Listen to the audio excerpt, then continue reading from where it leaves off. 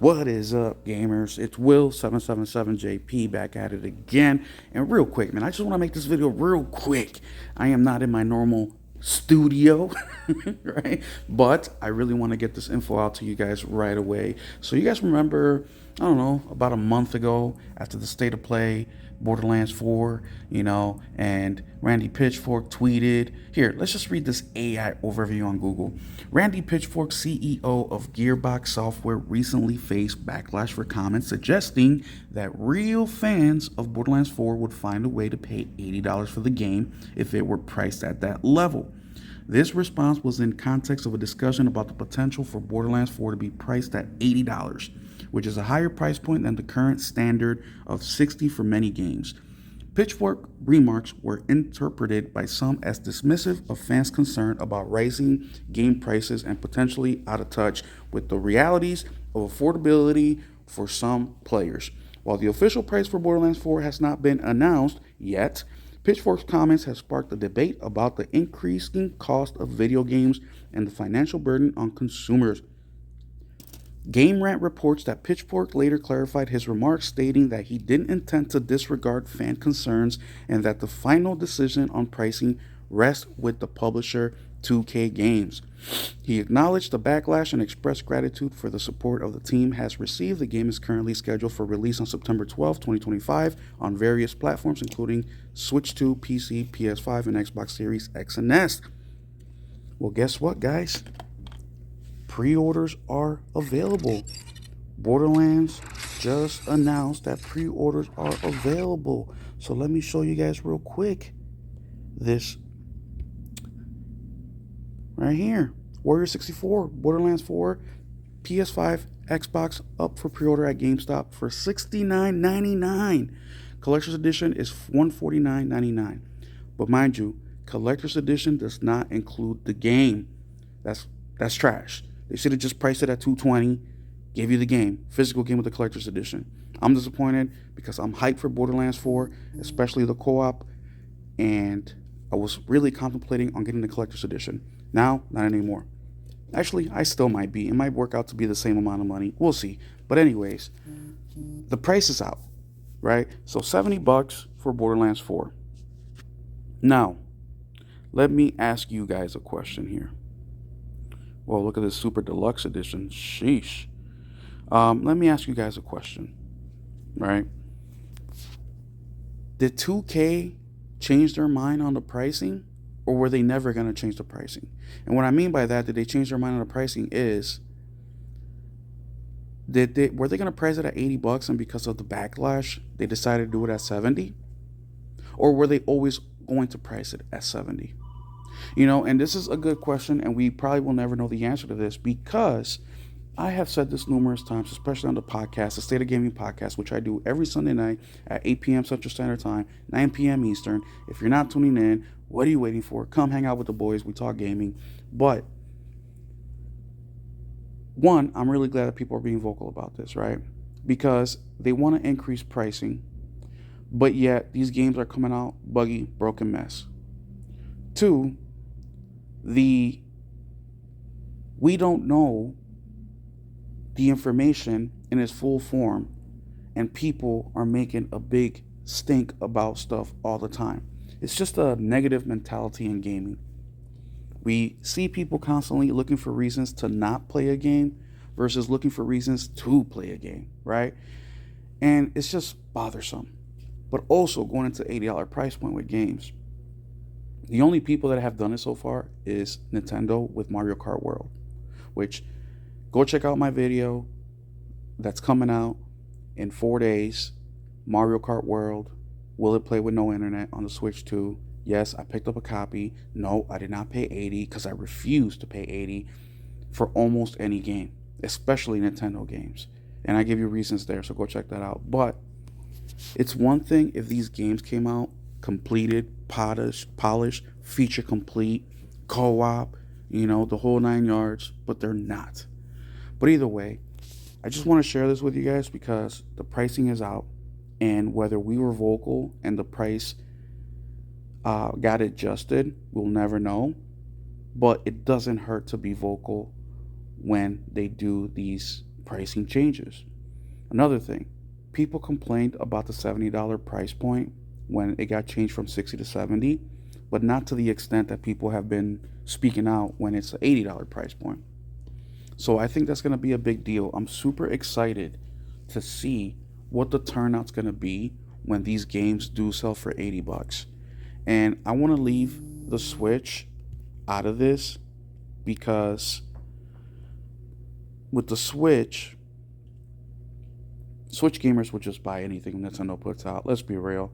I mean, Nintendo has been selling an underpowered freaking machine for 8 years, and Pokemon will come out, frame rates suck, buggy, and it still sold 20, 30 million copies. So let's be real, these dudes will buy anything. And look, I'm not being judgmental, even though I am being judgmental. It couldn't be me. But I understand, right? You're a big fan of the IP, you really want to check it out. I get all that. But man, if we don't stand up for ourselves, who will? Video game industry is one of the most profitable industries in the world, right? And entertainment is the biggest in the world. And it feels like they're the least regulated. We have the lowest quality of journalists. We have the lowest quality of reviewers. We have the lowest quality of content creators. How is it that an industry that makes so much money, that is so well known, has the lowest quality in so many respects to it?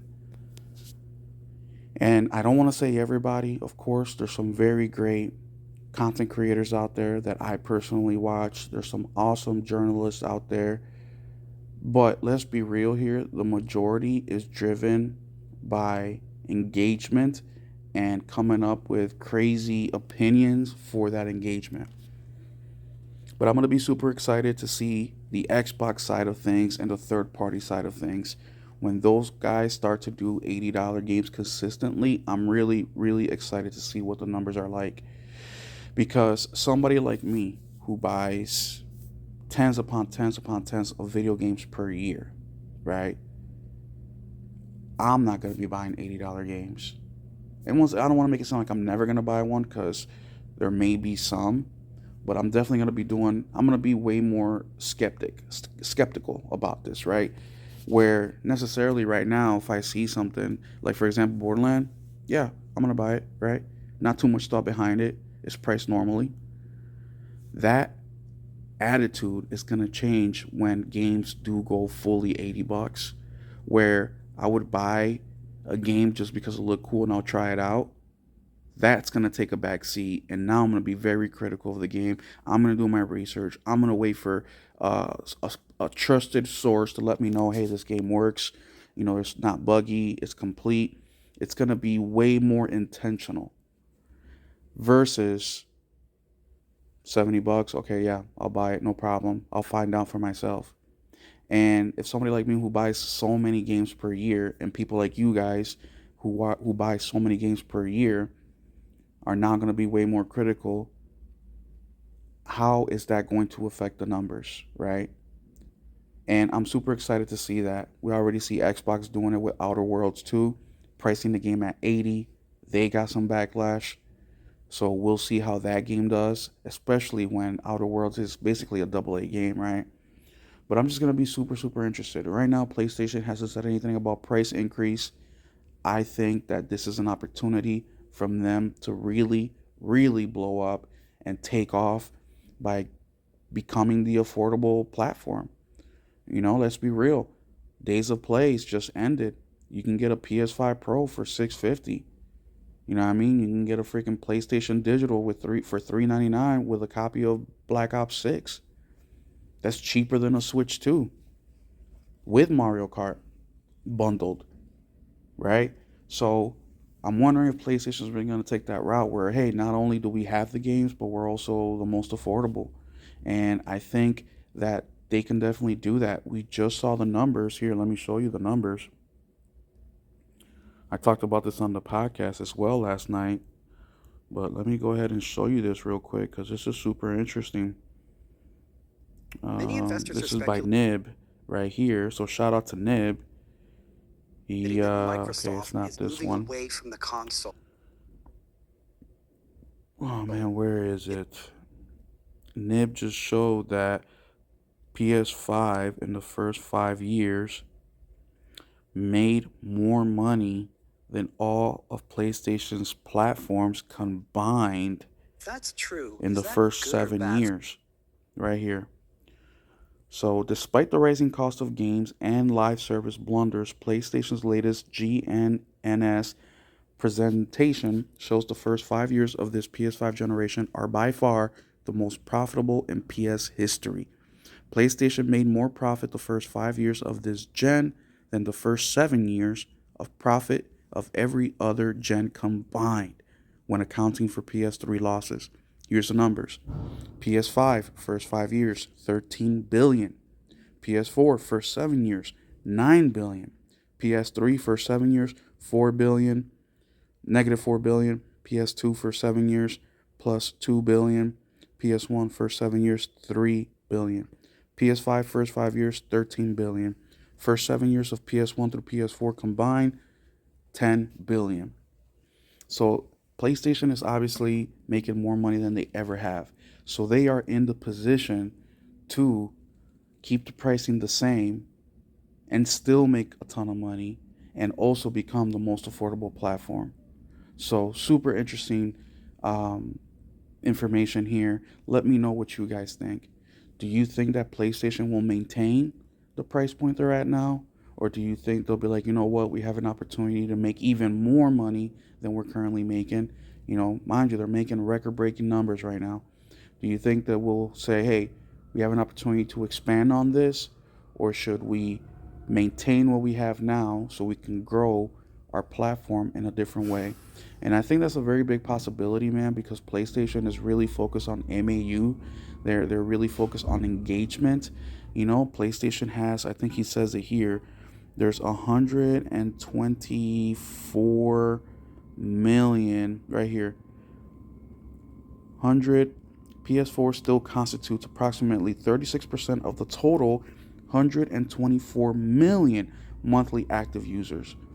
So my theory is, or a potential is that, hey, we have 124 million right now. How about we try to reach 200 million, right? And get those engagements up and make even more versus trying to suck as much as we can from our current 124 monthly active users.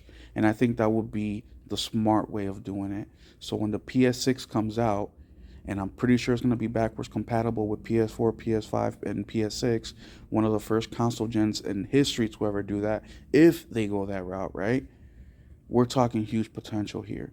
We're talking very huge potential. I mean, we're talking PC potential, which is something that is not quite working out for any of the console makers, maybe for Xbox a little bit. But let me know what you guys think, man. We finally got the pricing for Borderlands 4. Are you surprised by this price point? Also, let me know what you think about what I just said about PlayStation and them keeping the pricing the same and becoming the affordable platform. So there y'all have it, man. Thank you so much for being here. Hit that like, hit that subscribe button, and we'll catch you in the next one. Keep it gaming.